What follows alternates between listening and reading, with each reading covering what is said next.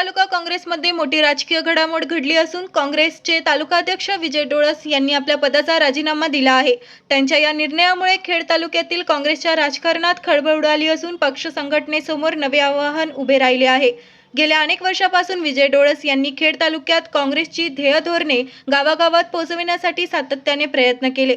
पक्ष संघटना मजबूत करण्यासाठी त्यांनी विविध आंदोलने, जनसंपर्क मोहिमा आणि संघटनात्मक उपक्रम राबविले। मात्र स्थानिक पातळीवरील संघटनात्मक असंतोष, कार्यकर्त्यांच्या अपेक्षा आणि निर्णय प्रक्रियेत झालेल्या दुर्लक्षाबाबत नाराजी असल्याची चर्चा राजकीय वर्तुळात आहे। काही पदाधिकारी आणि कार्यकर्त्यांमध्ये निर्णय प्रक्रियेत विश्वासात न घेतल्याची भावना असल्याचेही बोलले जात आहे। विजय डोळस यांच्या राजीनाम्यामुळे खेड तालुक्यात काँग्रेसची संघटनात्मक ताकद कमी होण्याची शक्यता व्यक्त केली जात आहे। त्यांच्या समर्थक कार्यकर्त्यांची पुढील भूमिका काय असेल याकडे सर्वांचे लक्ष लागले आहे। दरम्यान डोळस यांनी आपला राजीनामा पक्षाच्या वरिष्ठ नेत्यांकडे सुपूर्द केल्याचे समजते। त्यांच्या पुढील राजकीय वाटचालीबाबत उत्सुकता निर्माण झाली असून या घडामोडीचा खेड तालुक्याच्या राजकारणावर मोठा परिणाम होण्याची शक्यता वर्तवली जात आहे। नंतर शांताराम गारगुटे विधानसभेला उभे राहिले, दिलीपराव मोहिते पाटील उभे राहिले। त्यामध्ये 1999च्या निवडणुकीमध्ये नारायण पवार निवडून 2004च्या निवडणुकीमध्ये परत काँग्रेस पक्षाने सांगितलं आता आपल्याला आघाडी करावी लागणार आणि ती आघाडी शेवटपर्यंत विधानसभा आणि लोकसभेसाठी राहिली।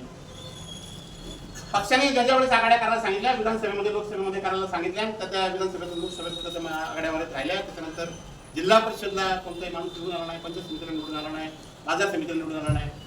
म्हणजे पक्षाने जे काही काही गोष्टी केल्या तर त्यांनी लोकसभेच्या राजकारणात सगळ्या गोष्टी केल्या। तालुक्याच्या राजकारणामध्ये तालुक्याच्या जे काही तालुका कार्यकर्त्यांवरती काम करणारे लोक आहेत किंवा पक्षामध्ये काम करणारे लोक आहेत त्यांना कुठल्याही पद्धतीने न्याय मिळाला नाही। मंत्री महोदय यायचे, हायवेने यायचे नाही, हायवेने जायचे पण थांबायचे नाही। मंत्री थांबायचे पण ते राष्ट्रवादी काँग्रेसच्या नेत्यांच्या जाऊन थांबायचे। ते फार मोठे आता म्हणजे शोकांतिका राहिली। या अध्यक्षपदाच्या कारकिर्दीमध्ये सगळ्यात मोठं आणि सगळ्यात मोलाचं जर समजा आम्हाला जर आमच्या तालुक्याला जर समजा योगदान जर लाभलं असेल अशोकराव चव्हाण साहेबांच्या माध्यमातून मिळाला।